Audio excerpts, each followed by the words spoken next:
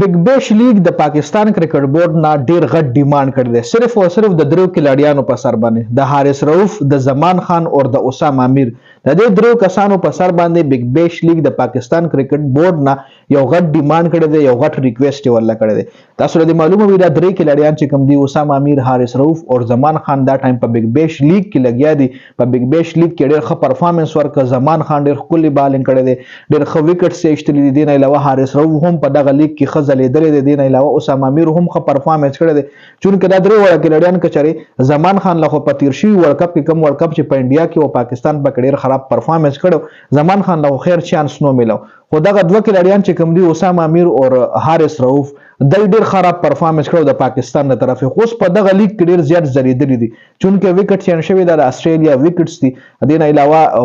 کم ورلډ کپ چې هغه په ایشیا کې او په انډیا کې نو ته پیچ کنډیشن چینج خو په دغه فاست پیچونو باندې زمان خان اسامه امیر او حارث رؤف ډیر زیات ځلېدلی دي چې دغه چې کوم ټیم اونر دی او د سیډنی تندر د طرفه گیم کوي او زمان خان چې کوم دی او ملبورن سٹار د طرفه حارث رؤف گیم کوي نو د چې کوم ټیمان دی اغه نه د دې کې لړیاو ډیر زیات خوشاله دي ډیر زیات سټیسفاید دي او د کانټریکټ چې د چې کوم ان او سی د پاکستان کرکټ بورډ د طرفه دی درو کې لړیاو لملو شي نو هغه د ډیر لیمیټډ میچونو د پاره ولا 3 میچونو د پاره ولا ان او سی ملو شي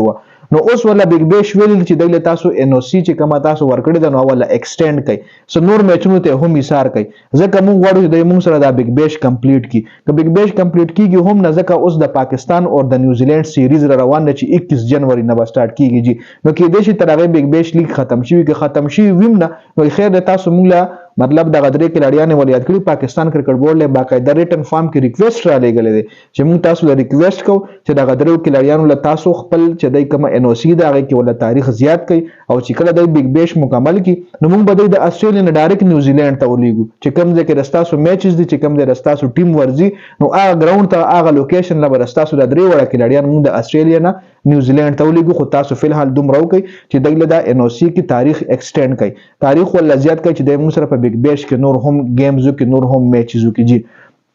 نو چې کله یو کلاډي خو پرفارمنس ورکړي نو بیا لیگ کرکټ کې داغه ډیماند زیاتېږي که په خپل ټیم کې زیاتېږي او کنه زیاتېږي لکه اکثر کوم خبرو کو د انډیا خبرو کو د پاکستان خبرو کو یا داسې د بنگلاديش او د سریلانکا موستلی خبرو کو د کې اکثر کلاډیان په سفارش باندې راځي خو دا نور چې کوم استرالین کنټریز دي انګلند کنټریز دي نو د کې اکثر کلاډي چې راځي په خپل ټیلنت باندې راځي نو دا کلاډیان چې کوم دي په لیگ کرکټ کې ډیر زیات ځلېدل دي او په لیگ کرکټ کې چې یو کلاډي او ځلېږي نو هغه پس بیا د هر لیگ نه سپیشل ډیماند کیږي لکه اوس زمان خان چې کوم دی د پس د هر لیگ نه ډیماند کیږي کچري په آی پی ایل کې د پاکستان کلاډیان الاود نو دا زمان خان په کډیر په ګران